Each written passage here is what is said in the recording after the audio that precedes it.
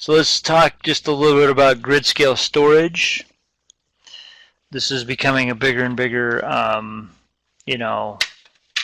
factor in electric power, electric utility industries. It's a way to store power. It's a way to kind of, if you have renewable power that's being generated because the wind just happens to be blowing, but there's not a huge demand, it gives you a place to put that excess generation until the demand is there. There's various different types of storage strategies. A lot of people are using large banks of lithium-ion batteries, but there are other technologies too, like vanadium flow.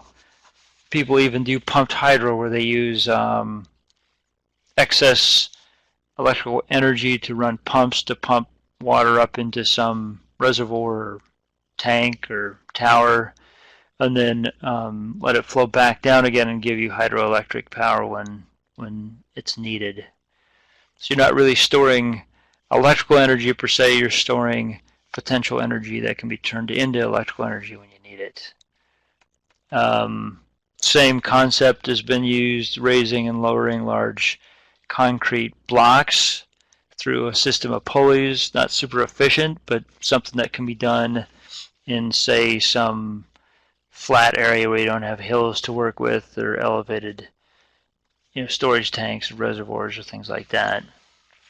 And then compressed air. So PG&E's done some work with compressed air, where they'll compress air into a large void in the ground or whatever, and then use that to produce electricity when they have demand.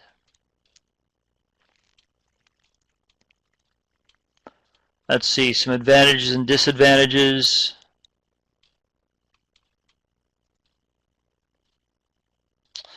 I didn't have them listed out here, but that's weird. Anyway, some of the advantages, of course, are you can store your energy. You don't have to curtail excess renewable power.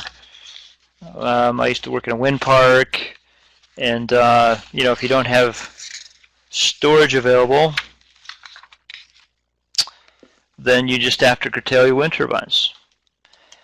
But if you have storage now, you can produce into the storage and then use from it, so you can levelize your demand. But the disadvantages are they're often limited capacity. They're often expensive. One of the biggest disadvantages is expense, and also there's chemicals in those things. There's disposal of some of these batteries at end of life can be a problem. So there's a number of disadvantages as well. Right now, the biggest disadvantage to storage is cost. And Amruta said lead acid ? So there are some lead acid, battery banks, not super common. Most of what I've seen is, lithium ion's been used extensively in the EV industry, or I've seen some nickel cadmium used as well. But yeah, lead acid, it's a good proven technology. They tend to last a long time, and they're highly recyclable. That's one of the things that people, when they talk about some of the new battery technologies, a lot of them they're not very recyclable. But those old lead acid car batteries, I think they recycle like 80% of those things, and that's why you have to turn in your core when you buy a new battery. And they're trying to force that.